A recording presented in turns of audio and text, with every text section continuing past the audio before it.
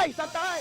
Ini satu drama yang dilakoni oleh Hendro Priyono dalam rangka menyembunyikan siapa dalang yang sebenarnya. Maka kita kembali kepada mereka yang berkuasa. 10 tahun pemerintahan Jokowi, nama Hendro Priyono salah satu aktor penting yang dianggap sebagai orang yang bertanggung jawab atas aneka kerusakan kebijakan yang merugikan negara dan rakyat. Bagaimana orang yang ikut mengkontribusikan politik gelap, politik yang norak, politik yang penuh dengan tipu menipu ini, kemudian tampil mengemas diri sebagai mantan senior intelijen dan menyuguhkan sebuah informasi di ruang publik bahwa ada aktor dan dalang yang sudah dia ketahui. Saya justru logikanya saya mau balik. Mestinya Hendro Priyono itu langsung ditangkap. Kenapa? Karena kalau kita bicara dari dimensi kerusakan demokrasi, dimensi kerusakan negara, dimensi kerusakan politik, ini tidak lepas dari kontribusi Hendro Priyono itu sendiri. Salah satu aktor orang dekat Jokowi. Jadi tidak layak untuk publik merujuk kepada Hendro Priyono yang mengklaim diri sebagai pakar intelijen. Dia siapa? Dia bukan pribadi seperti Sudirman, seperti Nasution, seperti Jenderal Ahmad Yani, seperti jenderal-jenderal yang hidup dalam kesederhanaan dan tidak rakus dan serakah. Hendro Priyono ini pemain di lingkar kekuasaan inti Jokowi dan mengambil faedah dengan penyuplaian informasi-informasi yang justru selama 10 tahun menyandra, bahkan ikut serta bersama Jokowi menciptakan aneka kerusakan dalam ruang bernegara. Pada dimensi demokrasi dan politik, saya ingin mengatakan dalang kerusakan ini juga bagian dari kontribusi besar Hendro Priyono di masa lalu. Jadi nama ini tidak perlu disebutkan, apalagi diberikan panggung oleh media-media nasional. Ini penipuan. Siapa Hendro Priyono yang keluar mengatakan ada dalang? Sudah ada, saya kantongi namanya. Kamu dalangnya. Kami harus ditangkap, Hendro Priyono. Kamu berhenti untuk menipu publik dengan manuver-manuver politik. Seolah-olah kamu satu jenderal senior, mantan intelijen yang hebat. Kamu nggak dihitung. Di tahun 98 orang kayak Hendro ini, kalau ada mahasiswa demo, dia ngumpat, dia lari. Dia sembunyi di gorong-gorong. Namanya kemudian muncul dengan dugaan keterlibatan dia dalam kasus Munir. Namanya muncul dalam kasus Lampung Berdarah. Namanya muncul dalam peristiwa-peristiwa kekerasan terhadap rakyat kecil. Jadi Hendro Priyono menurut saya sudah saatnya berhenti memamerkan satu kebohongan publik dengan mengarahkan tuduhan yang bisa disebut dan disimpulkan oleh publik informasi hoaks. Kecuali Hendro Priyono secara jujur dan terbuka mengatakan kepada publik, demo-demo ini, kerusakan ini, seluruh peristiwa yang terjadi hari ini tidak lepas dari salah urus kepemimpinan Presiden Jokowi. Maka esensinya kerusakan negara, kerusakan politik, kerusakan demokrasi, dalangnya adalah Jokowi. Kalau Hendro menunjuk jari ke Solo dan aktor utama itu adalah Jokowi, informasi itu benar. Tapi kalau dia mengarahkan kepada pihak lain, pihak asing, pihak yang bisa saja yang dimaksud Hendro itu akan dimanipulasi kepada lawan-lawan politik yang pernah dizalimi di era kekuasaan Jokowi. Dia tidak pantas berinteraksi dan dirujuk oleh publik karena dia adalah aktor yang ikut dalam daftar di utama geng Solo.